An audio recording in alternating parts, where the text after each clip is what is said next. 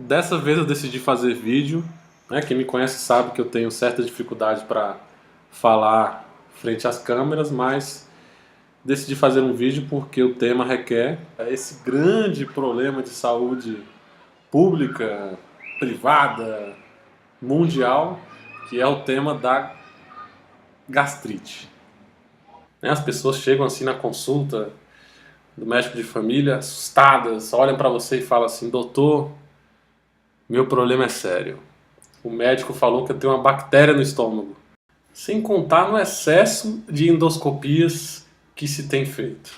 É um absurdo a quantidade de endoscopias que se fazem no Brasil e arrisco em dizer que quase sempre de forma desnecessária. Há muito tempo que o Harrison, que é a Bíblia da medicina interna aqui no Ocidente, abandonou a palavra gastrite para se referir a entidades clínicas, a doenças, e passando a usá-la somente no caso de laudos histológicos, laudos celulares, ou seja, aquele laudo que a gente obtém através da biópsia do estômago, faz a análise das células presentes e conclui que, havendo células inflamatórias, que há gastrite no tecido. Agora, o termo gastrite não é suficiente para explicar a gama de sintomas relacionadas a seu estômago. Tá cheio de gente que não fuma, que não bebe, que já eliminou alimentos industrializados, químicos e frituras, que não faz uso de remédios anti-inflamatórios, analgésicos e os conhecidos AINES em excesso, que são medicamentos que interferem e favorecem gastrite e úlcera, e ainda assim continuam sofrendo de dores de estômago e gastrite. Então, muitas vezes o que as pessoas vêm tratando como gastrite, dor de estômago, são consequências e expressão psicossomática de situações estressantes. Por isso que o Harrison vem recomendando a gente dividir os problemas de estômago em dois grandes grupos: dispepsia ulcerosa e dispepsia não ulcerosa. Dispepsia é um nome genérico para denominar todos os problemas relacionados ao estômago: dor, acidez, aquela digestão ruim, sensações incômodas no estômago. Isso é dispepsia. Dispepsia ulcerosa é a úlcera péptica, uma entidade clínica clássica que com certeza todos os médicos conhecem, cujo tratamento se divide em três elementos principais: mudanças na dieta, terapia medicamentosa antiácida e protetora do estômago e a erradicação dessa bactéria famosa e controversa que é H. pylori, né? Bem definido, bem explicado. No caso da dispepsia não ulcerosa, que já é uma entidade um pouco mais heterogênea, que muitas vezes a gente não consegue explicar somente extrapolando o laudo da endoscopia para o diagnóstico clínico. Essa entidade mais heterogênea, que é a dispepsia sem úlcera, ele não recomenda a erradicação do H. pylori, como muito médico vem fazendo, nem recomenda a realização da endoscopia em todos os pacientes. Esse é um erro que mais vejo na minha prática clínica. Clínicos, médicos de família, gastros, tratando dispepsias não ulcerosas como se fossem úlcera. O Harrison recomenda erradicação da bactéria H. pylori em caso de úlcera constatada na endoscopia e linfoma MALT, que é um tipo de câncer linfoma específico da mucosa gástrica. Não havendo esses dois fatores, não se justifica a erradicação do H. pylori, que é uma bactéria, inclusive, presente em cerca de 80% das pessoas aqui no Ocidente. Nem recomenda a realização de endoscopias para todo mundo. Todo mundo que precisa fazer endoscopia, pelo amor de Deus. Endoscopia é um exame invasivo. Então deve ser muito bem pesado na hora de decidir, né, na hora da decisão entre médico e paciente em fazer esse exame, se os benefícios superam os riscos.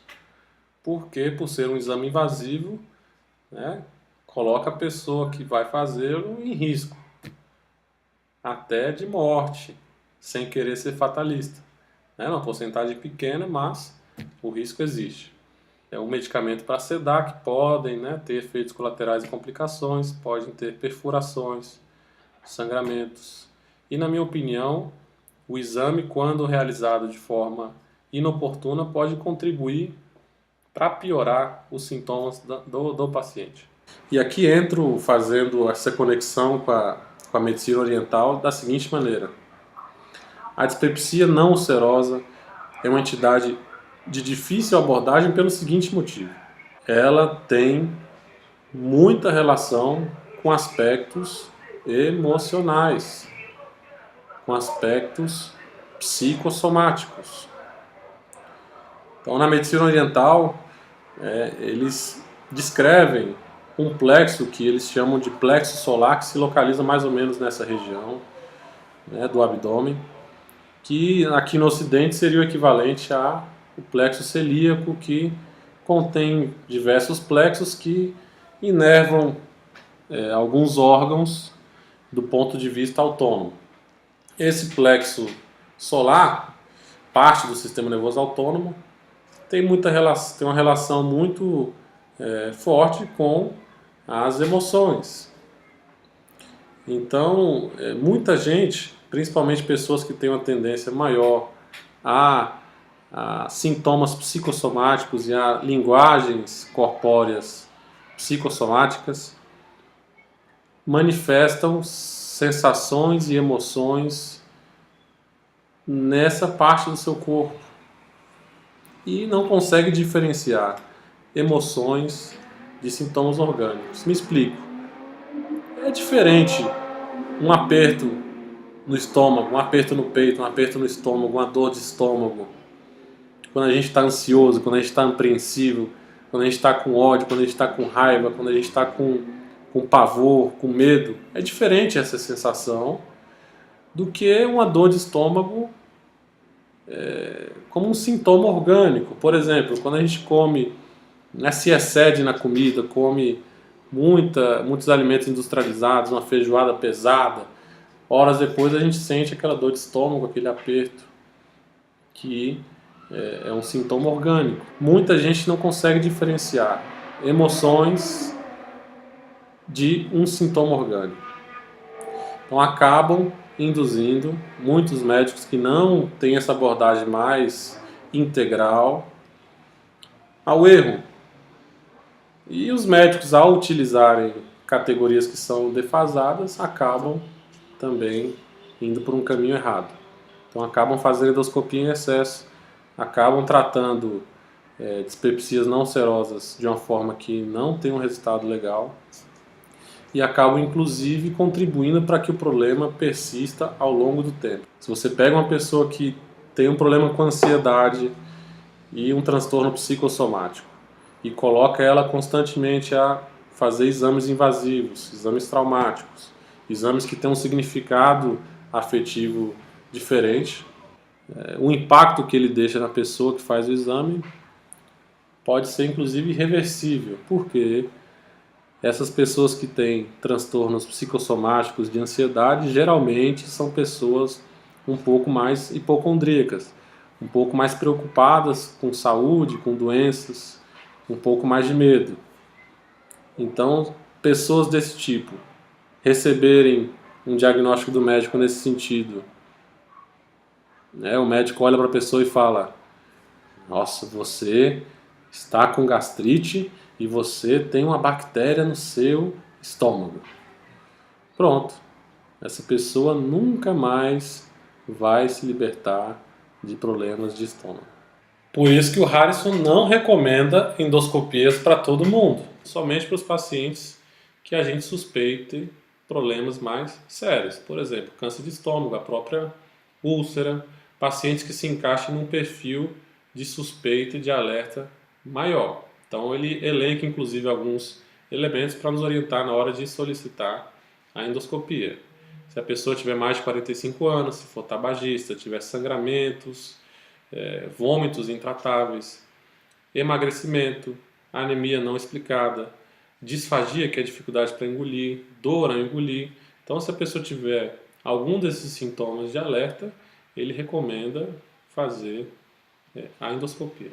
Então, muitas vezes o que as pessoas vêm tratando como gastrite, dor de estômago, que na verdade é a dispepsia não ulcerosa, muitas vezes esses sintomas são consequências e expressão psicossomática de situações estressantes. Muitas vezes são linguagens que a pessoa desenvolveu para se expressar do ponto de vista emocional. Então, se você já eliminou esses fatores que agridem a mucosa, principalmente remédios analgésicos e anti-inflamatórios, cigarro, bebida alcoólica, alimentos industrializados, já fez inclusive tratamento pro H. pylori e não está tendo resultado em relação aos seus problemas, comece a observar se a sua dispepsia não tem relação com as emoções, se não tem relação com a forma que você tem de expressar emoções e conflitos. Comece a observar se você não é uma pessoa ansiosa. Então, se você está dentro desse grupo, o tratamento deve ir encaminhado a tratar a ansiedade, mudanças comportamentais, a abordagem da sua personalidade e na redução de estresse.